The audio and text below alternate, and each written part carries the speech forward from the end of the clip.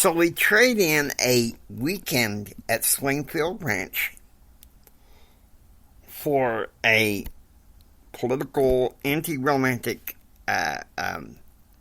rather business thriller. Welcome to the J.R. Hendrick Texan Gentleman, the podcast that deals with the early life of my alter ego, J.R. Hendrick. And now, here, it's me and, J.R. Howdy, J.R. Hey, how's it going? We're recording this wee hours of Friday morning because we want to go ahead and get this over with. We got Pepsis in hand. I know it sounds unusual. Normally it's root beers and Sprites, but coming back from Utah, we decided to make some alterations. We might have drink a Sprite at some point later on. Yes, of course. Now, this episode is called, we was going to call it Merger Part 2. But, being away in Utah, we decided to call it The King, and you'll see why. Because in the family, you're going to see maybe a slight clash between the big K King and the little K King. Yes, of course. This episode was based on the week of October the 6th, 1995. On that day, the top song was Fantasy by Mariah Carey. That song was a classic. And some people, y'all gonna mock us because we came of age back in the 90s. Go ahead, mock us. Say what you gotta say. Okay, good.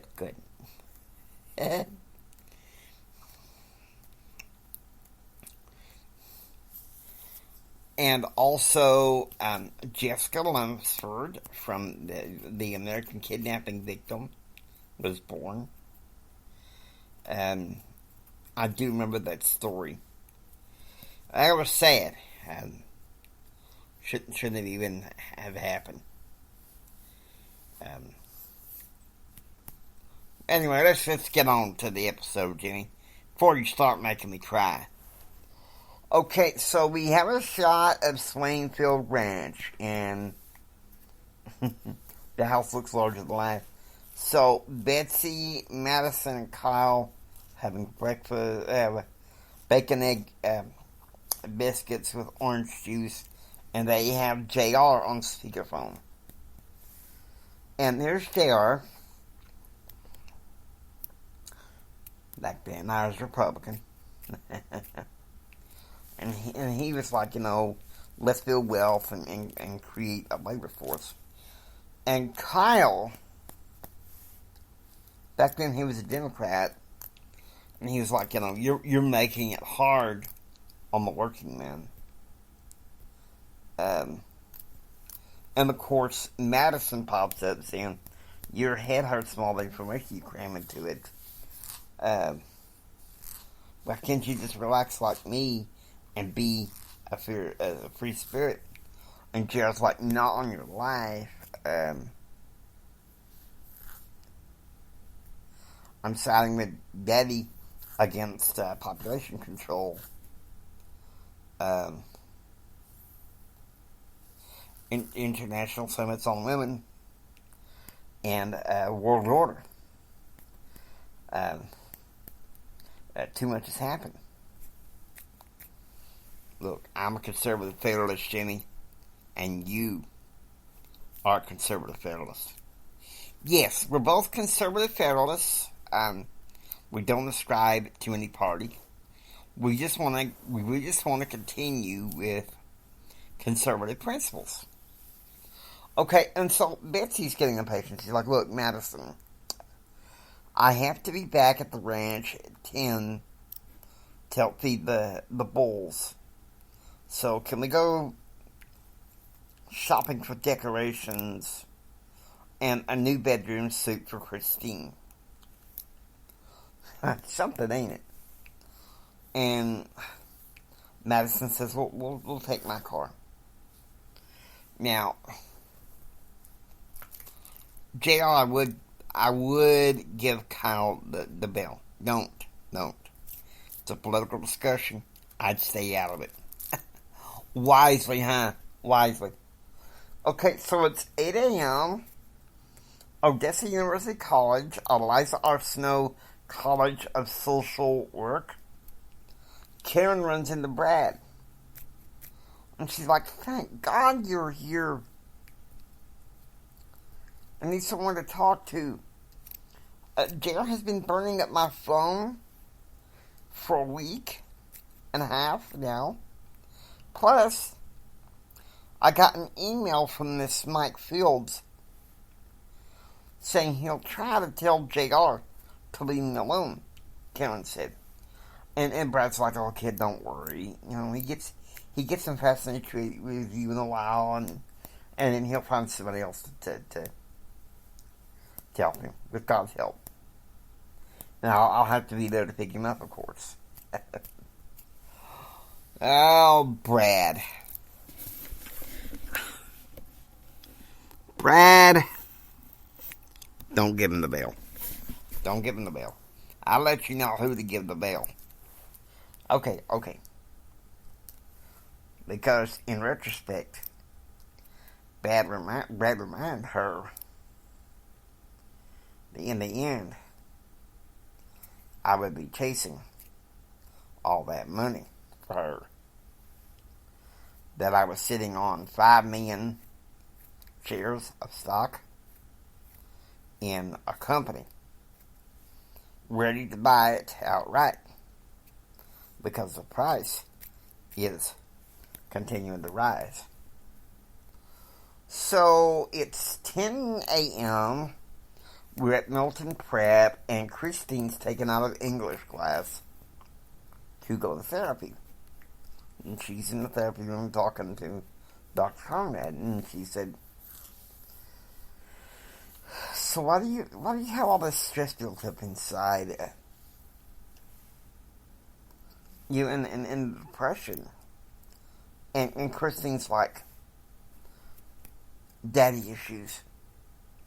He's gone all the time. And then when he's home, he doesn't say much.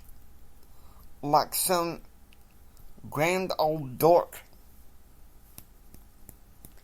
And the therapist is like, well, tell me more. And she said, when I passed out at school a few weeks ago, everything just felt stressful. I can't find a good boy. I can't seem to adjust to the demanding stuff here at school. Okay, so it's 12 p.m. JR is having lunch in the Smith Hall Library, listening to Rush Limbaugh, when Jack Daly walks into the study room. So you know, JR, look up and see who played Richard Avery in Knots Landing. According to Wikipedia, John Plachette. John Plachette. Looks a lot like John Plachette. Any of you who watched Knots Landing, I didn't. Our mamas did. Our mamas did. So, was continued, really sad. Let me continue with this, Jimmy. Sad adventure of Gary. Which, if we could, we'd start a podcast about my brother, but then let's not go there. And so, Jack said, are you excited? And Gerald's like, I'm bummed out. Well, we all know why he's bummed out. We know why you were bummed out, JR. You were trying to chase Karen, and she wasn't there with you, so You're my alter ego, and even though I probably would have done the same dang thing too, for the sake of education, buddy, I'm sorry. It's the first time I've had to give you the bill. I deserve that. And so Jack says, well, you should be excited. I just got a phone call from Billy Gray, the president of Bristol Monarch. Your daddy is pissed at their poor performance, taking him to Memphis. So he told his friend Claude he's sending Mike Fields to Denver this week to take it over for you. Think about it. An extra $16 million. $16 billion in your net worth. I'll see you later. Okay, so it's 2 p.m. Sarge comes home upset because the deal in Amarillo is going south. And he knows that Kyle must also be very disappointed. He sees a man in a two-piece suit, a publisher from Fort Worth. Sir, I have to tell you this. Forever, she is going to be a great author about obesity. And Sergeant says, I believe in her. And he sat down on the couch, kind of slouching. And at the same time, it's 2:30 p.m. Kyle, back at the ranch, Kyle, he's blistering mad at Madison for going out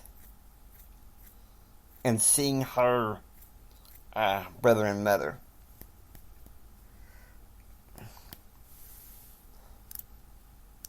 She didn't literally inform him that she doesn't like feeling stuck at the ranch all the time. This leads into an argument until cousin Thomas walks in.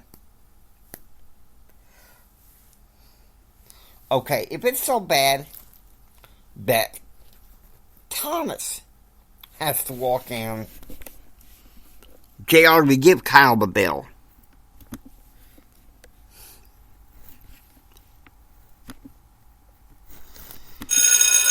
There we go. That wasn't working. We got to school him because he's obstinate. He could have easily talked to his wife about this. They had his head up his shoulders. The wrong way. So Thomas is like, chill.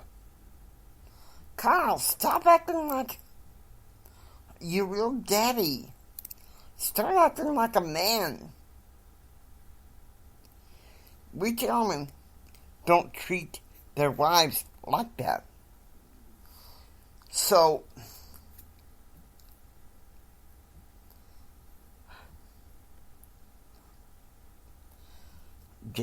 another reason why Kyle was mad is because it almost looks like Sarge's deal in Amarillo is going under. Because Claude left to go to Washington to be with Jim, to be with your dad. And that Claude and Janet were leaving Wednesday to meet Jim again. He gets a call from Sarge, who said that the architect wanted to meet him at the Cattle Baron Club in Fort Worth. Okay, so that night at 6 p.m. at the hallway outside the infirmary, Christine is waiting in the hall when John Henry walks up to her. And John Henry hands Christine an envelope of large font letters. Charlie Nation.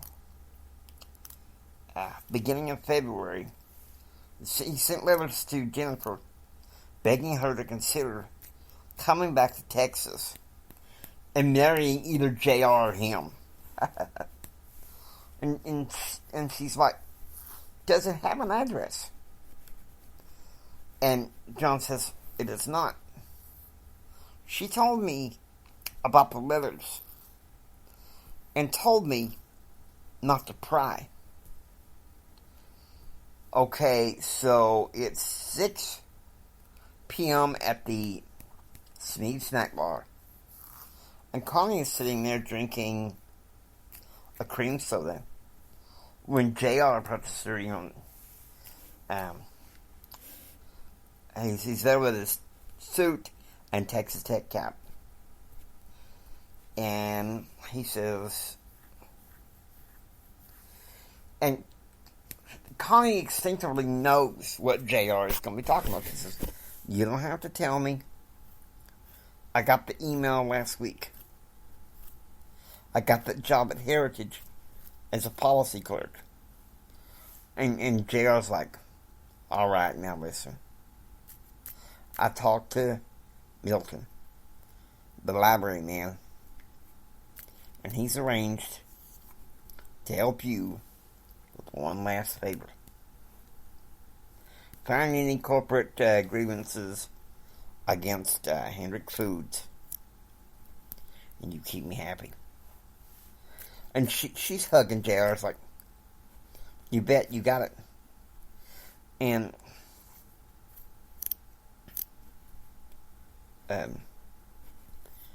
he's all twisted up inside, but then he's like, look, I'm sorry, I just don't like to be begging. And she's like, JR, I'm doing this because I know that Karen is about to break your heart. And by the way, thanks for the clerkship at Heritage. And so JR hugs her and says, Connie, no more favors, honey. Now look, you're better off as a friend, so come on. And she's like, yeah, JR, hold me. And he's like, now listen, let's just have a peaceful dinner. We'll be alright. And she's like, just hold me. And suddenly, here comes Frank. Taps JR on the shoulder. And she's like, Frank, just tell me why you're here. And he's like, don't be discouraged, Hendrick. You belong with my cousin. And JR's like, I belong with her? You might as well put her on the pedestal. Honey, your suit's too sophisticated for a desert rat gentleman like me. You're like a princess. I'm too much of a rogue. So he walks out, he's got tears in his eyes. And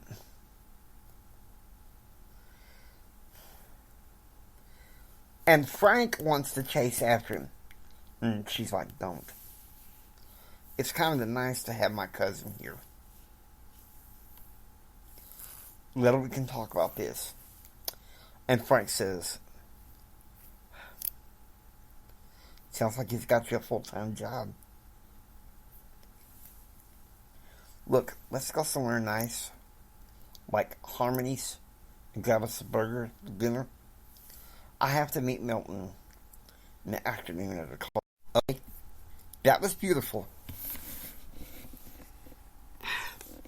Frank interfered. Bell for Frank.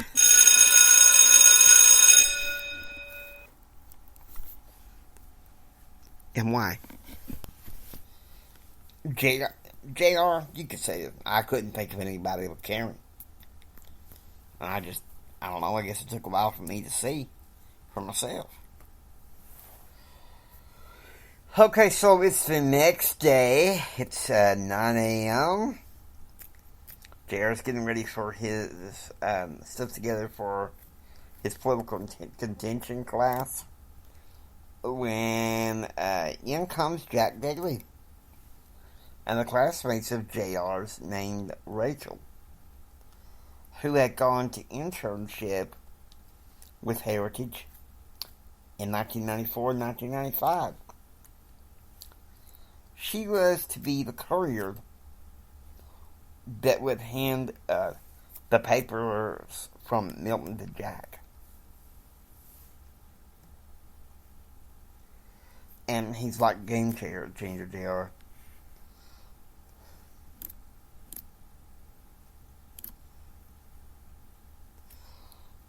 I like her because she's a good kind of A-plus girl.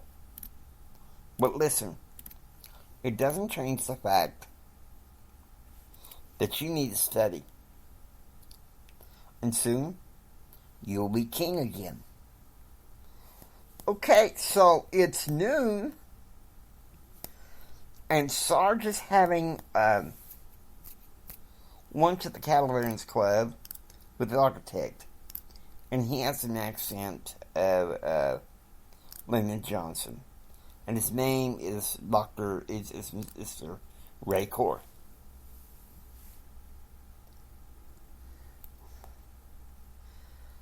Couldn't you have had the land surveyed before you bought into the deal? I know what happened.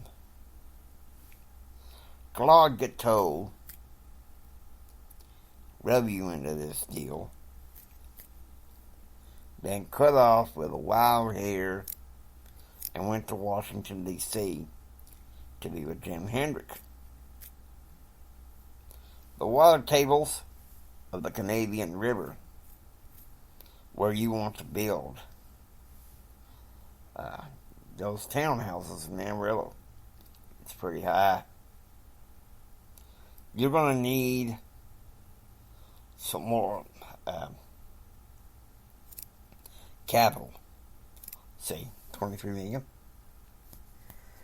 And Sarge is like, come again.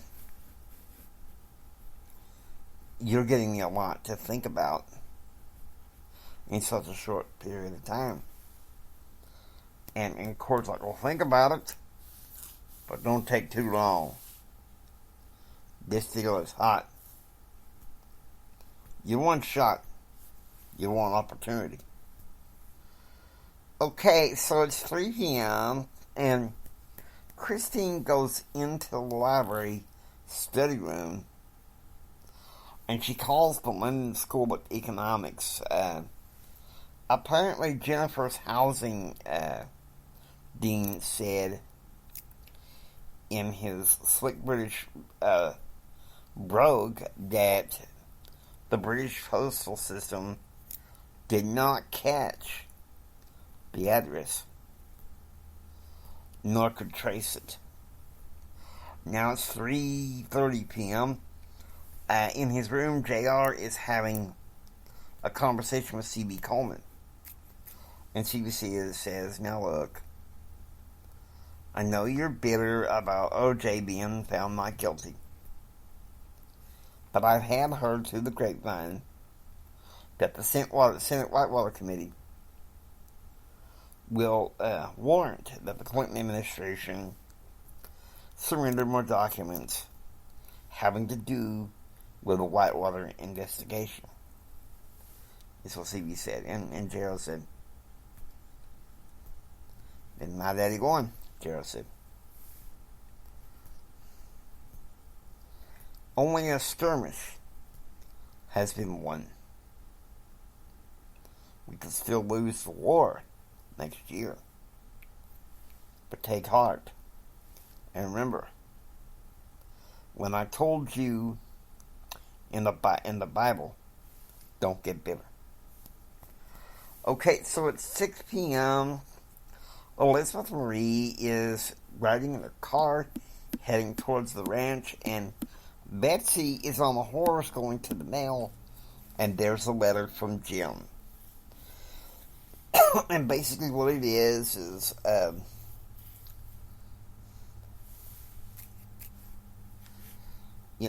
he's talking about how he flew to Memphis the previous week on a Learjet through Bristol Monarch headquarters in Richmond.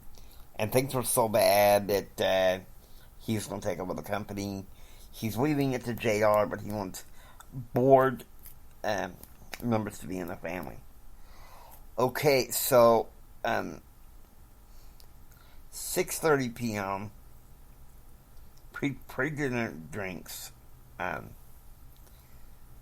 This is the way his decree. Okay, Betsy, who is Elizabeth Josepheth Swain Hendrick, she receives 30% of the company in voting shares.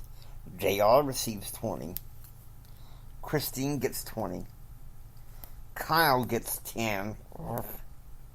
Sarge gets 10. That's okay. And he says, my little firstborn grandson, Andrew, also gets 10% under Betsy's control. Wait a minute. So he gives double control to Kyle through Andrew, but Betsy's in charge of this. JR, your daddy gets the bill. Bless his heart. Give it to him. I mean, I understand he was trying to get me to study and everything, but things will change over time. Okay, so it's 9 p.m. It's after dinner. In the living room.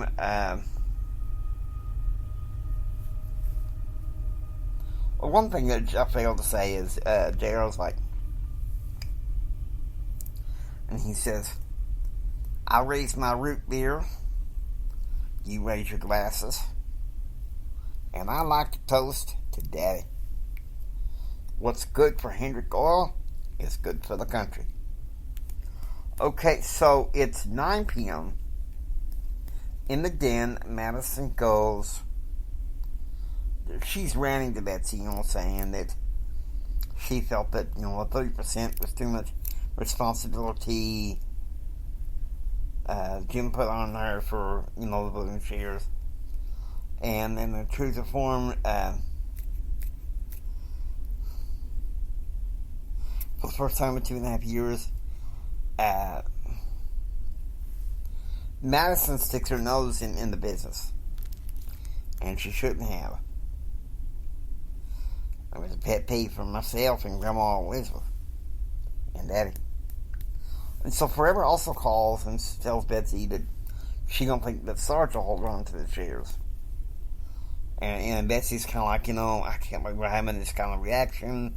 I have a feeling Kyle's going to react bad. Sarge ain't going to like this. Okay, so there we go.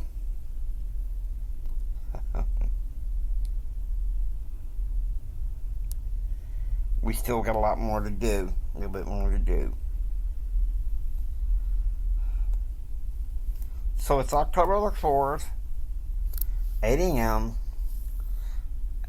Gerald's in public policy class. Mrs. Elliott lectures about democratization in a free business market economy. And JR takes plenty of notes. Confident that the books would close, he would keep the stock on the company outright and become king of West Texas. So he thinks about how nice it would be for him to take a weekend vacation somewhere near Lubbock, but away from campus. He had no idea how far this would go. Meanwhile, out in the field of the ranch, Kyle is with Madison, feeding baby deer. And his cell phone rings. It's Betsy. She wants him to take off work at noon and sit down and talk to him about some things. And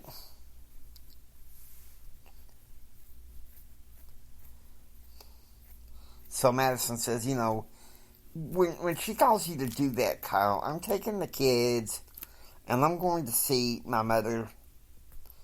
I don't want to be here around this drama when that night hits. And Kyle's like, would you stop acting like this ranch is cursed? My grandma's dying. And then this will be my house. And she says, she's angry. She's like, that's just a load, Kyle. I really don't like this place. How your grandmother looks at me. How your mama sometimes looks at me. How I raise the kids. Okay, so Madison is dressed in like this 60s flower dress out in the middle of the ranch. I say we give her the bell. I say we do the same thing. Let's give this woman the bell.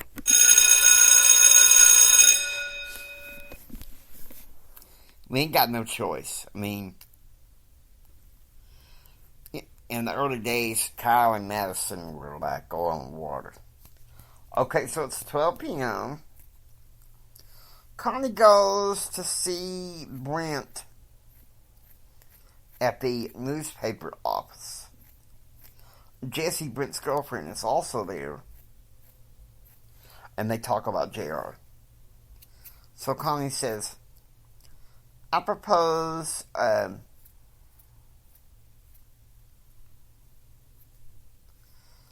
as his friend Brent, you need to arrange J.R. Hendrick. And Brent's like, well, now what do you propose that I do? And she says, you have editorial power. I want you to write an editorial about campaign finance reform going on in both parties. Make it look like it's bipartisan, and it draws him out. And Brent's like, don't tell me this is a favor for JR. He would never ask for this. And she says,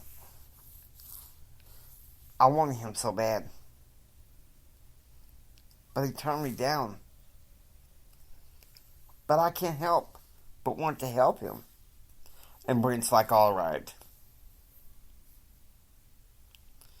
Who's the fellow that's helping him? Jack Daly. Oh, yes.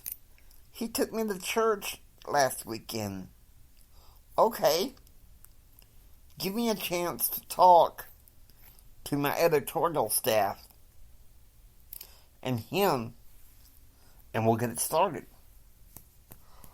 Okay, so it's now 12:30 at the Midway Prep School, and Christine and Jennifer, the Crips have a picnic lunch on the grounds. And so Christine says, I wish they would just stop hounding me. I'm fine. And Jennifer's like, Christy, baby, it was all over the newspapers, all over the news, all night. If your family doctor says you need a rest, while taking on some of the classroom work with help, with tutors, then that's where it should be. And she says,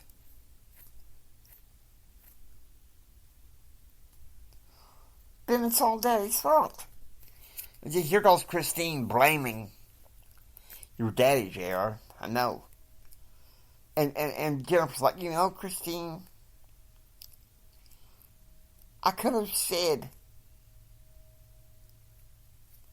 that. And if you weren't in Washington, D.C. with me, I would have been very angry with my daddy.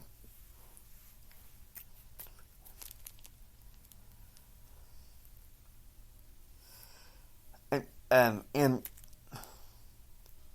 Christine's like, you don't have to live there with him.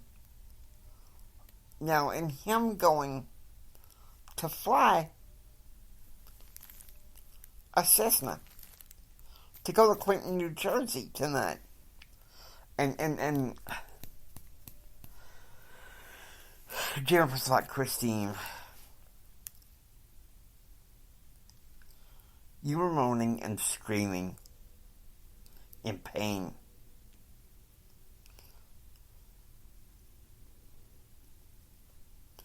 And you passed out just as they got you in the ambulance.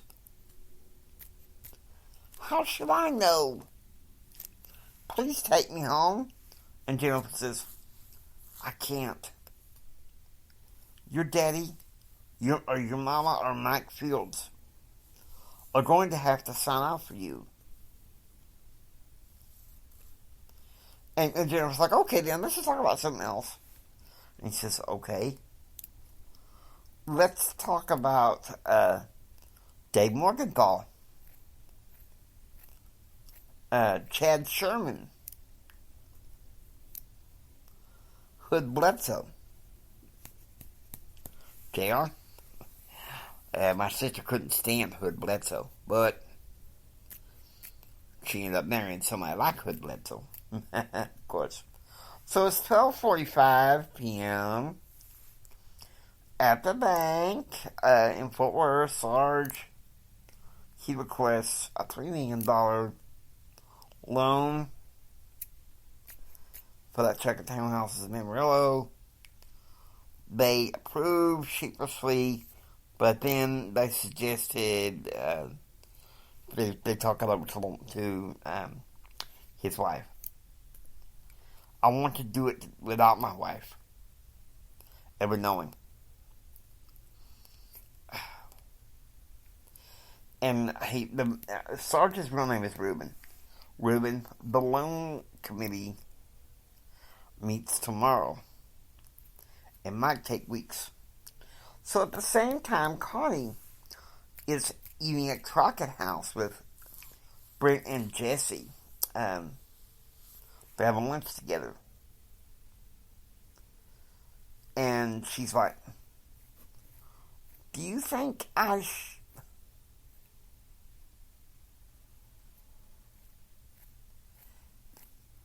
take some calls together about some ideas about campaign finance?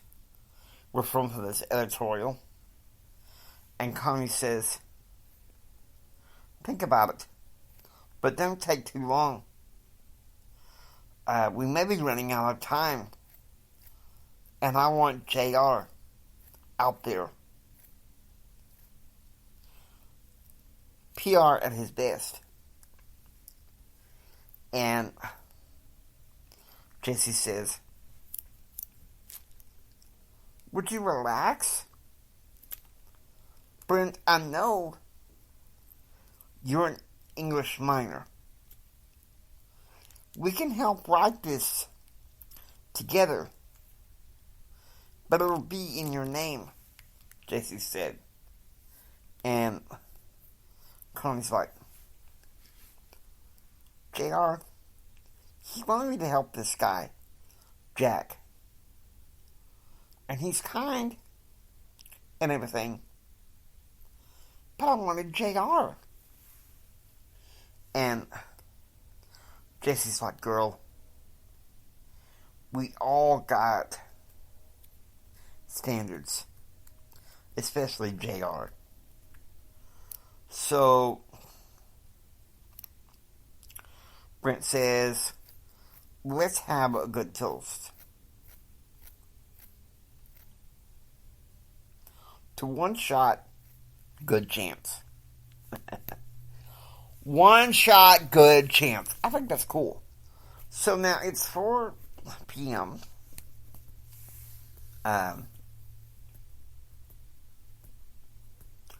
Brad's house. Brad and Karen decide to take a break from studying and watch a Star Trek marathon. Of course, Karen sits quietly beside him, watching. Then suddenly, Brad's landline phone rings, and it's JR. And he's like, "It's your buddy JR." And Brad's like, "Jimbo." And he says, "I want us to meet. I need you to come up and talk to me." And Brad's like, "Oh, what now?" And Gerald's like, Don't play games with me." And he's like, "All right, Friday afternoon. You set up the location. I'll set up the time." And Karen's like, "Who's that?" And Brad said, "Oh, just an old friend with business to finish." Of course, we know what that's all about. It's about JR wants Karen. Okay, so it's October 5th. It's 10 a.m. Madison goes to check the mail, and she gets a huge vanilla envelope with a check from Willie Lee, her ex-fiancé, from whom George was born. He'd been sentenced to 99 years in prison for drug possession, and the judge ordered him to pay $900 a month working in the prison, beginning in September. Kyle is collecting eggs, obviously sulking. Now, at the same time, in English class, when Mr. Adams mentions pageants for the girl, to ask Christine if she wanted to participate, Christine said no, with the stress going on. Good for Christine. 1 p.m. JR is having enchiladas for lunch with Kim and Stoney Rosen, the Holy Spirit Club. The talk was subdued because JR wants Karen back. Oof. Now we go to October 6th.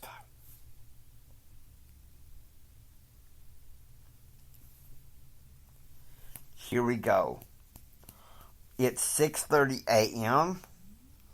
JR is having breakfast at the Holy Spirit Club, cinnamon rolls, sitting down with Stoney Rosen, C.B. Coleman, and Brent Clark. And Brent says, "I have to come see you sometime Monday evening," Brent said.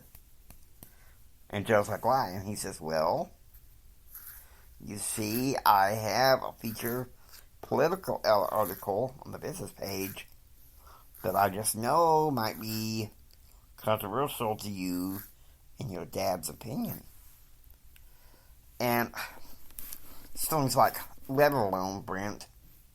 And he says, "It's pointless."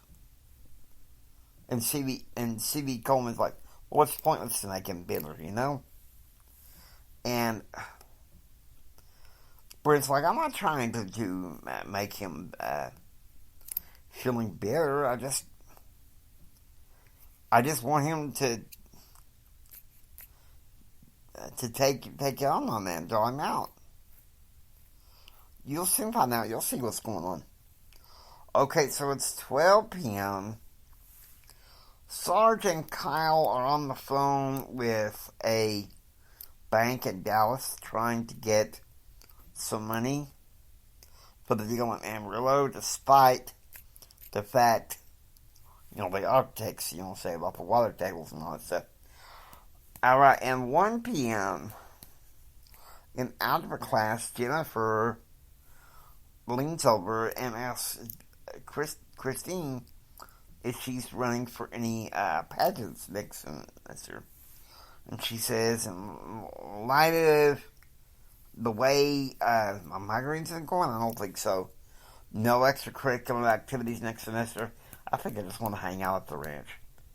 Okay, so it's 1:30 p.m. Gordon Hall, second floor. Connie and Jack Daly are walking together towards Brent's room. And Jack's like, what the hell are we doing here?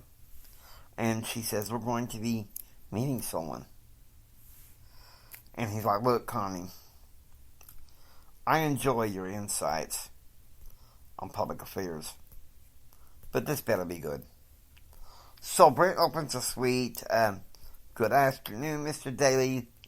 I thought maybe we could do some business together. And he's like, oh, what kind of business?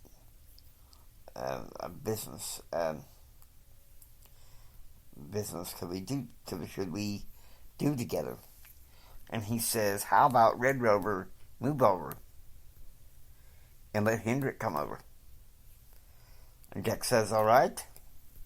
What exactly do you have in mind? He says, look, I happen to know that you and my friend have a partnership. And I want to write something kind of controversial about an issue that possibly neither he nor his dad wants campaign finance reform. And Jack's like, you just piqued my interest. I'm going to be here in Lubbock only one more week. So whatever Red Rover journalism game you got, we better do it. We better do it quick. And Connie spoke up as Brent's girlfriend walks out of the room, and she says, there you see, the four of us have one thing in common. We want to draw JR out. Get his attention from something like trying to get Karen Crider back. And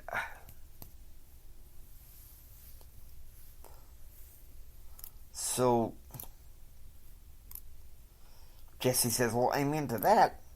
She said, John Henry, this blogger from Maryland, is concerned that this woman could really damage JR's mental health. Okay, so it's the Allen Theater at Texas Tech. JR is pulling up, Lucinda pulls him up in his big old Hummer. And there's Brad in his white 91 Chevy Impala. And JR's sitting on the stage, and walks Brad. And he says, well, just like it was 3 years ago, some things about you never change, kid. And JR's like, what did you expect?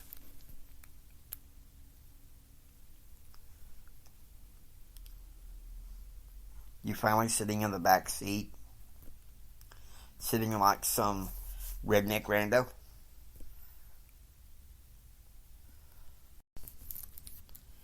And JR has this, he's got tears in his eyes. Okay, with that, we're going to drink to that. Let me get my Pepsi. We're going to drink to that, JR.